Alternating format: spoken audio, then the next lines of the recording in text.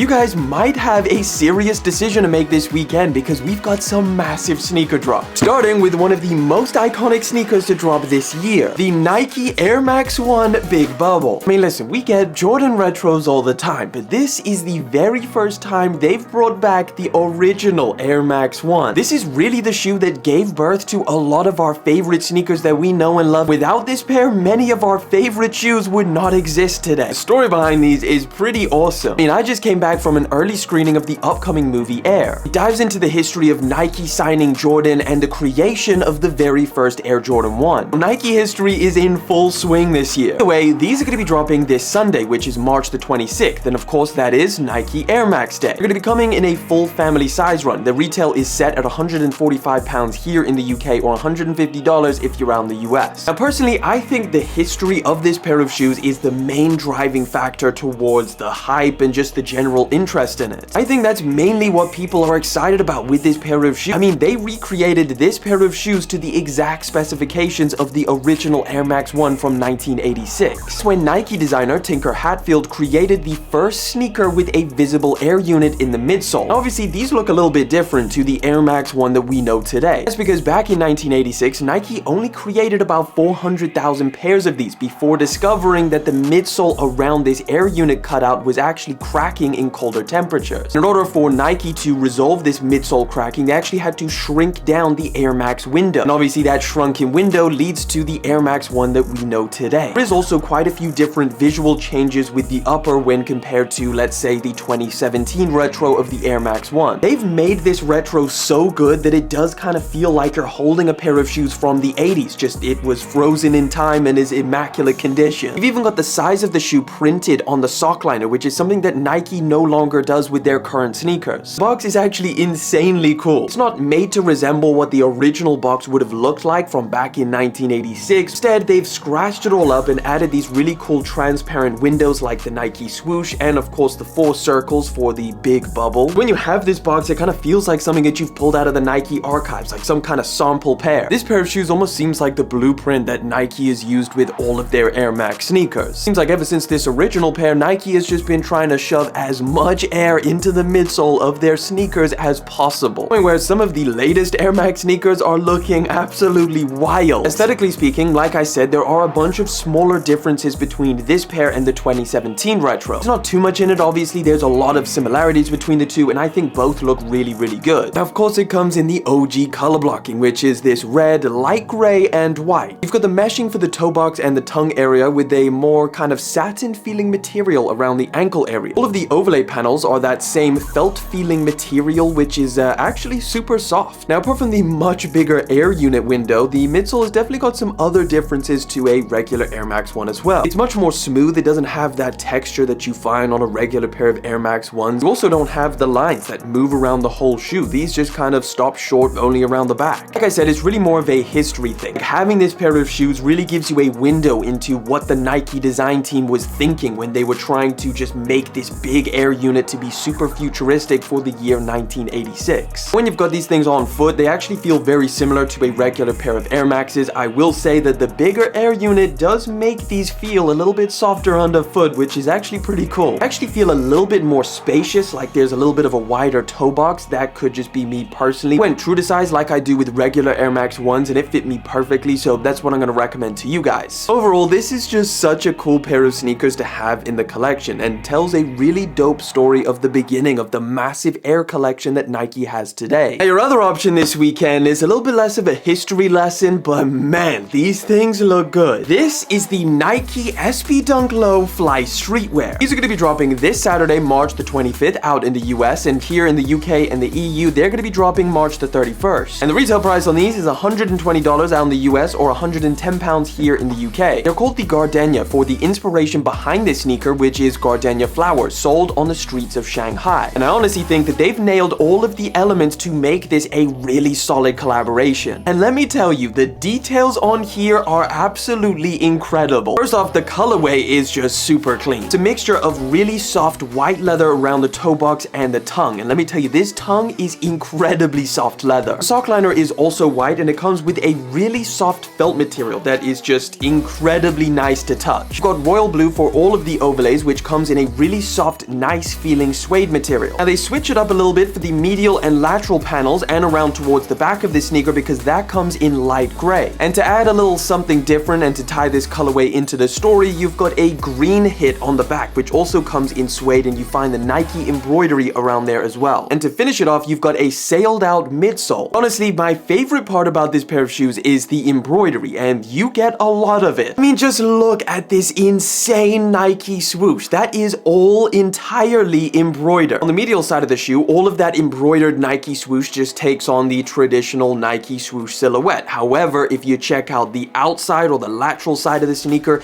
that Nike swoosh is a little bit different. Actually embroidered to resemble the gardenia flower bundles. There's also a small little metal pin round towards the back of the Nike swoosh. That's present on both of the sneakers and I think just adds a little premium touch. Underneath that pin, you get more embroidery, as you can see on the heel of this sneaker, which is actually those gardenia flowers as well, just embroidered and stitched into the heel. You've actually got rope style laces with this pair of shoes, which I think looks really good. It's definitely going to be my go-to when I'm rocking this pair of shoes. It comes in a sail color which matches the Nike swoosh and of course the midsole. However, if you're not sold on those rope style laces, they also include a regular oval style, which is a lot more traditional to regular SBs, and that's something you can swap it out. However, they are wide. Custom insoles also have the flowers, Nike branding, and Chinese calligraphy. So there's plenty of really interesting details and high quality elements about this pair of shoes, and I've got to say they feel absolutely phenomenal in hand. I think this is just another absolute banger of a Nike SB, especially from a storytelling standpoint. These also come with a special boxed version, which apparently is freaking handcrafted. I imagine there's hardly any special box versions out there. I mean, if this thing is literally handcrafted the way that Fly Streetwear actually showed on their Instagram, and I can't imagine they made more than like a couple hundred max. I mean, the special box might even be just like friends and family exclusive, and I'm not entirely sure how they're releasing them. Maybe Fly Streetwear is going to release them exclusively in their store or something. Either way, that box does look absolutely incredible. The sizing on these is the same as any Nike SB Dunk Low. For me personally, that is true to size, so that's what I'm going to recommend to you. I'll say for anybody who's used to regular dunks and hasn't tried an SB, there's a lot more padding in the ankle area and of course the tongue as well, which is a lot thicker. Some people tend to go a half size up with SBs. However, again, I've always found them perfectly fine going true to size. This is an absolutely phenomenal pair of dunks. It's a rare instance where you get not just an incredibly good looking colorway, but you also get incredible details and of course storytelling to go along with that. I know there's been a ton of dunks, but with these SB collaborations, that's really where you find a lot of the special pair. Anyway guys, that is this weekend's drop. This video is a little bit different to my standard review, so let me know what you think down in the comment section. And also let me know which sneaker you're going to be eyeing up. And hey, if you want to check out those Nike SB Jordan 4s that just dropped along with a bunch of other dope pairs, I check them all out in that video right there.